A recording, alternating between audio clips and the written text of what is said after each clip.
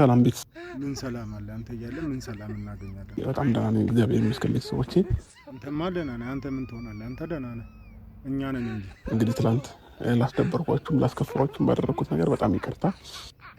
ሁሌ እንዳጠፋ አይደል እንዴ?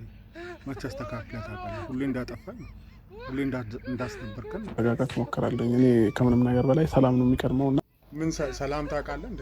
ሰላም አሳጣን፣ እኛንም ሴቶቹንም ሰላም አሳጣን። በድፍረት ያው በሩና እንኳኳና እንነካለን። ድፍረትማ ሰጥቷል። የእስራኤል ጠቅላይ ሚኒስቴር ይመስል በየቦታ እየሄድክ ሽብር ነው ሽብር ነው። ድፍረትማ ሰጥቷል። ሰላም ነው። እንዴት ነህ? ሰላም ደህና ነህ? መጥቻለሁ። መጣህ? አዎ። ምንድን ነው እንደዚህ ሆነ የመጣኸው? እንትን ነው። አይ ልብስ ከአጠብኩ አይደርቅም። እውነት? አዎ፣ ለዛ ነው። እና ግባ እንጂ ታዲያ። ኧረ እዚህ ሆናለሁ። ችግሬ እውነት። ለምን? አይ እዚህ እንትን ምንጣፉ እዚህ ሆናለሁ።